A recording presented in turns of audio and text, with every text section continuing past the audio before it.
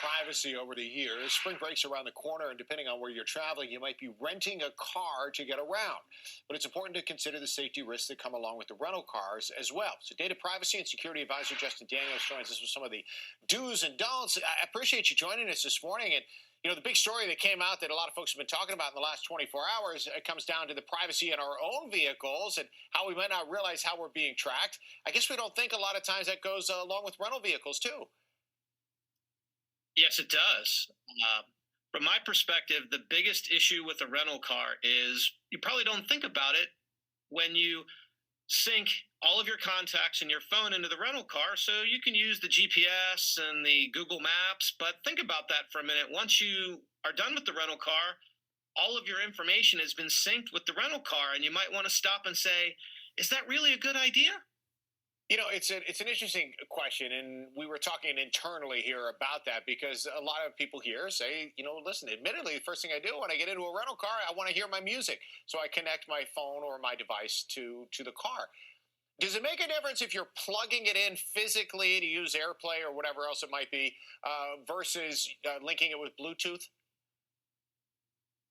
So I think the difference is once you sync with Apple CarPlay, all of your contacts download where you've made phone calls. But if all you're doing is trying to charge your phone, that's a little different. But I think most people are like, well, if I'm going to hook up my phone, I want to get the benefit of Apple CarPlay and Google Maps, and they just swim right over the difference, and they really don't think about how is this impacting my privacy? Should a rental company potentially have access to all this data? And if they do, what might they be doing with it? Yeah, and I think that's a good question too, because if we do hook up our device and maybe we are connecting to CarPlay or whatever it is, does the company store that information, or is it the kind of thing when the next person rents that vehicle, it's kind of like their information takes over from where our information was stored, or does it not work that way?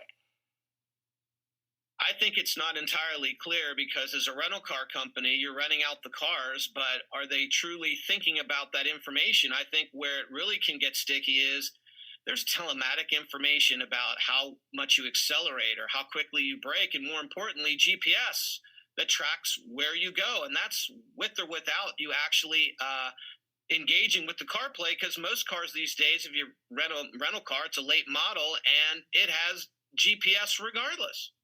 Yeah, and not only that, I guess with our own vehicle, we can certainly set privacy settings so that we can control the information that we give in our personal vehicle. In the rental car, do we have that option? I think with the rental car, the best option that I can tell you is if you want to charge your phone, that's one thing, but I would think long and hard before you want to actually sync your phone and get access to the other features in the car, because you really don't know what's being done with that data. Is it being deleted once you're done with the rental car? I tend to think not. You drop your rental car off, they look at it, maybe they clean the car, and that's the extent of it.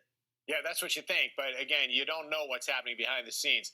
All right, I do want to ask you. Aside from connecting our phone to the car, that I get it. That's the number one thing we shouldn't do to retain our privacy. Any other privacy concerns we should be worried about for the car? Whether it's settings that are already in place in that car, microphones, etc., that might not involve our phones.